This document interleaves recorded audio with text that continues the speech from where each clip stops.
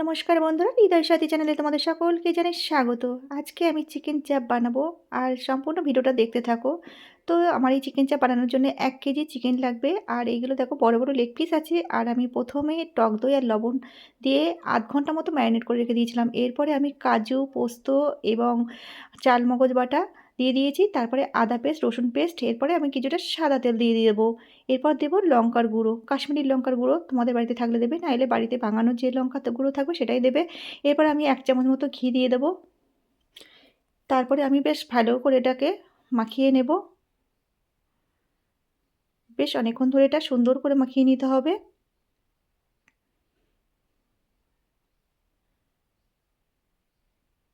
তো দেখো বন্ধুরা, আমার মাখানোটা হয়ে গেছে। এবার আমি 2 ফোঁটা মতো মিঠা আতর দিয়ে দেবো। দেখো মিঠা আতরটা দিয়ে বেশ সুন্দর করে মাখিয়ে এবার এটাকে আমি চাপা দিয়ে বেশ কিছুক্ষণ রেখে দেব।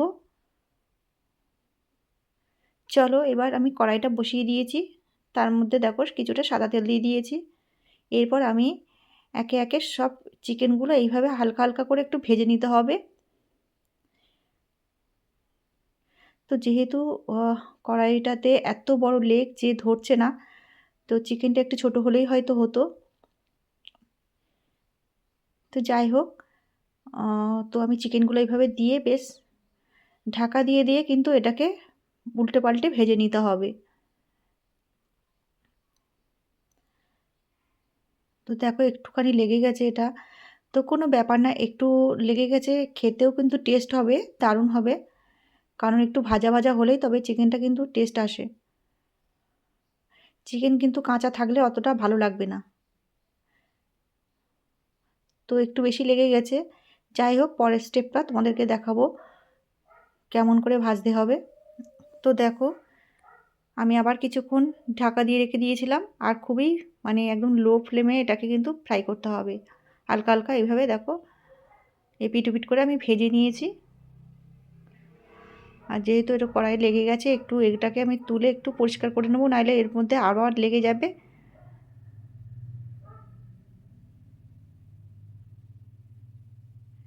এই যে আমি এগুলোকে তুলে ফেলে দেবো। আর কিছুটা আমি তেল দিয়ে দিয়েছি।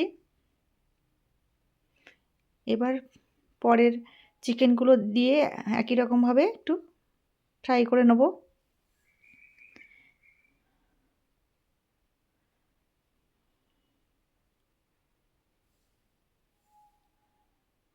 তো এবার ঢাকা দিয়ে দেবো বেশ কিছুক্ষণ। 1 মিনিট পরে আমি আবার এটাকে উল্টে দেব। দেখো এই পিঠটা হয়ে গেছে। আর লেগ পিসগুলো বড় বড়োর জন্য খুবই সমস্যা, এরকম ছোট ছোট পিস হলে কোনো অসুবিধা হয় না। তো এই যে দেখো হয়ে গেছে, আবার একটু উল্টে দেব।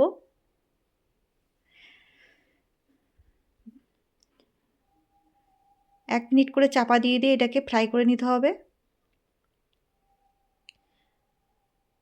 যাতে তলায় না লেগে যায়। আবার বেশ কিছুক্ষণের জন্য আমি চাপা দিয়ে দিয়েছি।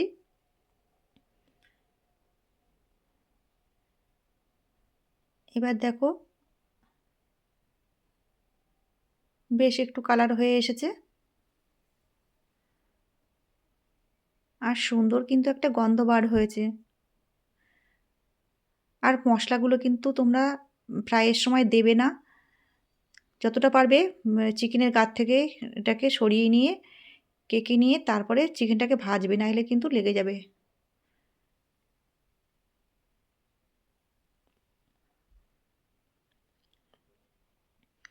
এরপর যে মশলাগুলো ছিল, বাকি মশলাগুলো যেগুলো ম্যারিনেট করে রেখেছিলাম সেইগুলোর মধ্যে দিয়ে দিলাম। দিয়ে এটা বেশ কিছুক্ষণ নাড়াচাড়া করে নিতে হবে।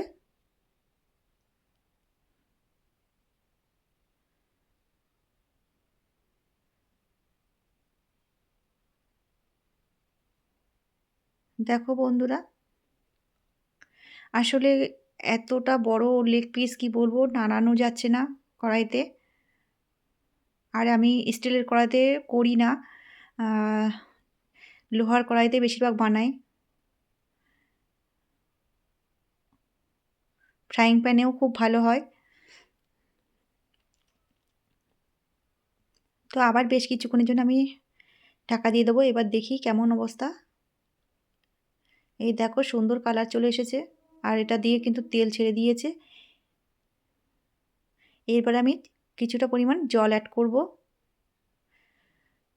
চিকেনটা অলরেডি সেদ্ধ হয়ে গেছে, তাই খুব বেশি জল দেওয়া যাবে না। তো দেখো কত সুন্দর একটা কালার চারিদিক দিয়ে ছড়িয়ে এসেছে। আর এই চিকেন চাপটা কিন্তু দোকানের থেকেও দারুণ খেতে হয়।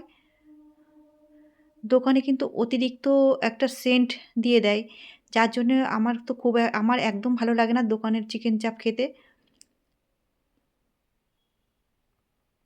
এবার আমি বেশ কিছুক্ষণের জন্য চাপা দিয়ে দিয়েছি। ঢাকনাটা খুলে দেখি কেমন হয়েছে। দেখো কত সুন্দর কালারটা চলে এসেছে আর কি সুন্দর হয়ে গেছে এটা মাখা মাখা অবস্থা। তো এবার আমি 1 চামচ ঘি দিয়ে দিয়েছি, দিয়ে বেশ কিছুক্ষণ নাড়াচাড়া করে নিয়ে তারপরে আমার চিকেন চাপটা পুরো রেডি হয়ে গেছে একবারে। এটাকে আর কিছু করা লাগবে না। এরপর আমি চাপা দিয়ে দেবো। তো বন্ধুরা আজকের ভিডিওটা যদি তোমাদের ভালো লেগে থাকে তাহলে কিন্তু অবশ্যই একটা কমেন্ট করে জানিও। আবার আসবো নতুন কোনো ভিডিও নিয়ে। সবাই ভালো থেকো। Bye, tata.